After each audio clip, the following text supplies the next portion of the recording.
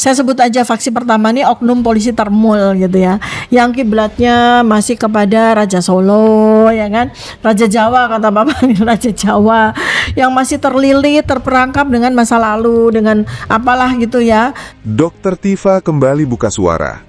Di tengah riuhnya polemik dugaan ijazah Presiden Joko Widodo yang tak kunjung reda, ia menyampaikan kegelisahan yang menurutnya jauh lebih besar dari sekedar selembar dokumen akademik.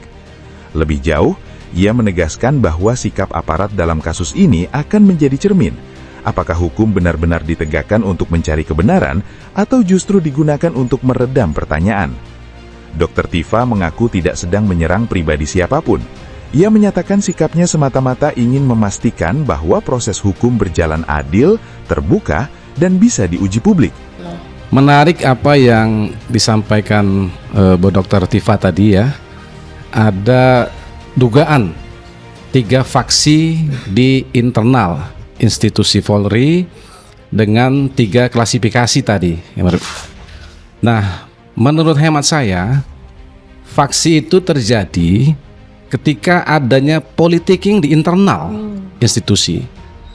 Tapi ketika mereka sebagai aparat penegak hukum bekerja berdasarkan hukum, by law, ya kan, menjalankan aturan the rule of law dengan baik dan benar sesuai dengan aturan KUH pidana, KUHP, dan berbagai aturan yang seharusnya mereka jalankan, gitu ya.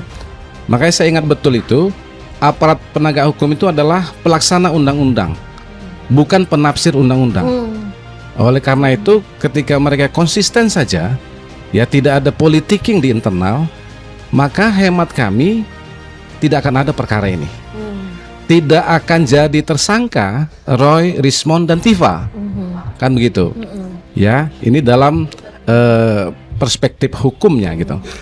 Ya, jadi sekarang saya mau kita diskusi ya. Ini saya mohon dikoreksi. Ini berdasarkan dari pengalaman saya selama kurang lebih 8 bulan ini menjadi salah satu dari rakyat Indonesia yang mengalami kriminalisasi ini kan gitu ya. Mulai dari saya dilaporkan ya saksi pada bulan April 2025 ya oleh beberapa orang warga negara Indonesia juga, salah satu diantaranya Pak Joko Widodo sendiri, kemudian naik jadi terlapor, dan terakhir 7 November 2025 naik lagi jadi tersangka. Ini beliau berdua ini yang mendampingi saya bersama dengan penasihat hukum yang lain. Nah, dari situlah belajar ya. Saya tuh belajar terkait ini, terutama hari ini adalah bagaimana sikap dan perilaku dari kepolisian. Ini saya bicara bukan institusi ya, tapi katakanlah individu per individu yang kebetulan saya dengarkan videonya, saya simak narasinya, saya berinteraksi juga dengan mereka gitu. Jadi ini saya kembali bicara bukan institusi kepolisian, tetapi polisi sebagai individu-individu dalam kesempatan yang terbatas adalah subjek-subjek yang saya temui, saya dengarkan, ya saya perhatikan dan sebagainya. Jadi selama 8 bulan ini saya lihat mulai dari munculnya satu faksi aja, satu faksi kepolisian gitu ya, satu faksi yang menyatakan bahwa kami ini melanggar pidana. Karena itu maka laporan polisinya jadi maju, jadi naik ya. Kalau kami dianggap laporan polisi itu tidak sah gitu ya tentu saja kan kasus itu tidak naik kan selama 8 bulan sampai kami jadi tersangka. Tapi terlihat bahwa polisi sepakat bahwa laporan polisi dari Pak Joko Widodo maupun dari 4 termul ya itu layak untuk, nah nanti kan di situ. Tapi kemudian along the way gitu ya, selama 8 bulan kami berkali-kali maju ke pemeriksaan, kemudian kami bertiga, Roy, Rismond, saya, Dr. Tifa juga jadi ahli dalam gelar perkara khusus. Kemudian kemarin kami dihadirkan lagi kali ini dalam gelar perkara khusus yang kedua 15 Desember 2025 sebagai tersangka gitu ya. Itu tuh menjadikan naluri saya sebagai peneliti melihat bahwa dari satu faksi di bulan April 2025, 8 bulan kemudian jadi muncul 3 faksi nih gitu ya. Ya ini saya merangkum ini juga dari banyak kajian, banyak pendapat dari para ahli, para tokoh juga ya.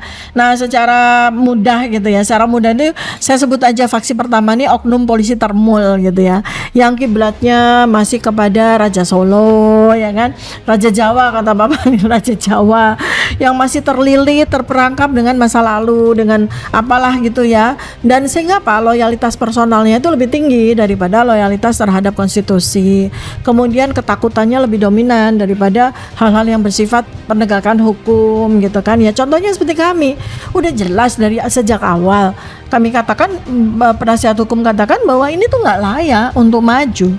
Laporan polisi ini nggak layak, nggak ada unsur-unsur yang membuat kami bisa terpidana, tapi nyatanya itu. Nah, barangkali disitulah sebenarnya saya membuat sebuah hipotesis bahwa ada memang kelompok polisi termul gitu.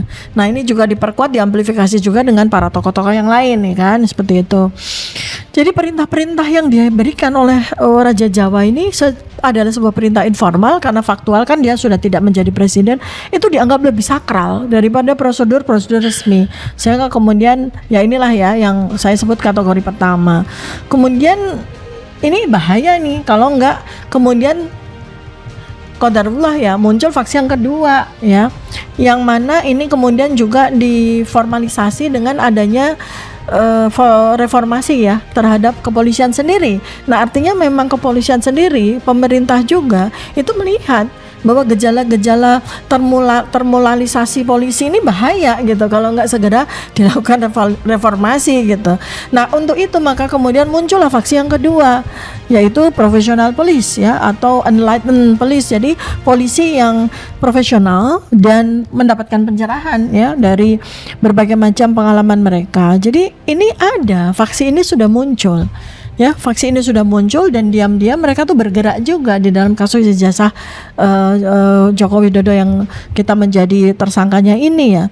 Mereka bekerja sesuai standar operasional prosedur, mereka menghormati hukum-hukum acara, mereka menjaga juga martabat dan profesionalitas dari dirinya.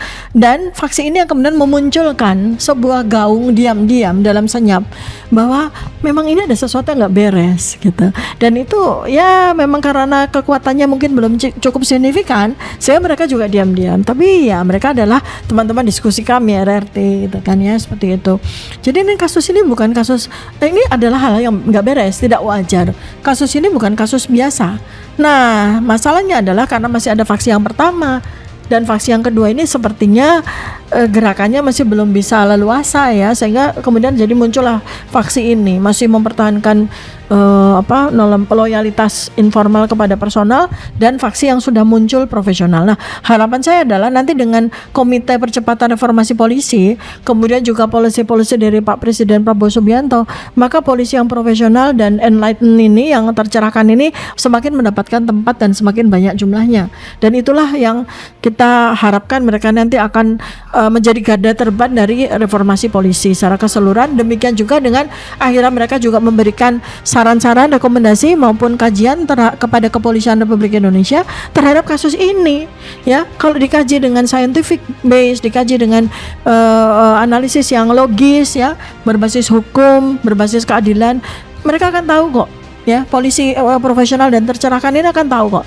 bahwa kasus ini nggak layak untuk diteruskan gitu. Nah, lalu faksi yang ketiga, nah ini yang problem ini, yaitu faksi polisi yang angin-anginan atau mengikuti arus angin ya. Sebenarnya sih wajar-wajar aja ya. Jadi kan mereka juga punya keluarga, punya karir dan sebagainya. Jadi dulunya mungkin masih polisi termul, tapi bersama dengan waktu udah 1 tahun lebih pemerintah Presiden Prabowo, mereka juga lihat bahwa loyalitas personalnya harus mulai dikikis, berganti kepada loyalitas kepada pemerintah yang baru. Nah, ini tapi mereka masih angin-anginan, masih melihat mana yang paling enak buat saya ikutin nih gitu ya. Nah, ini sekali lagi ini adalah pandangan personal terhadap analisis terhadap perilaku personal, bukan perilaku polisi. Jadi, nah mereka ini sayangnya ya, yang pihak faksi kedua ini yang seharusnya memang rakyat Indonesia tuh tahu. Jadi jangan sampai polisi itu, bahasa Jawanya itu apa, bahasa Indonesia ya, digebyah uyah, digener bahasa Bataknya, disamaratakan bahwa seakan-akan semua polisi itu termul, semua polisi itu kiblatnya ke geng Solo atau ke Raja Jawa. Bukan. Ada bagian dari yang kami temui, kami analisis juga, RRT analisis, polisi yang sudah mulai enlighten, sudah mulai tercerahkan. Polisi yang ingin bersikap profesional, dan kami temui, dan mereka adalah narasumber kami, mereka teman diskusi kami, dan mudah-mudahan nantilah mereka mulai berani bicara, mereka mulai berani memberikan pendapat ya. Nah, sementara memang para purnawirawan sih ini ya, yang sebagian besar yang kami lihat dari polisi-polisi yang profesional. Mudah-mudahan nanti polisi-polisi aktif udah mulai muncul, speak up. Dan itu sangat membantu di dalam proses reformasi polisi. Menurutnya, jika semua dokumen dan prosedur disampaikan secara transparan sejak awal, kegaduhan nasional ini tidak akan berlarut-larut. Di akhir pernyataannya, Dr. Tifa kembali menegaskan satu hal.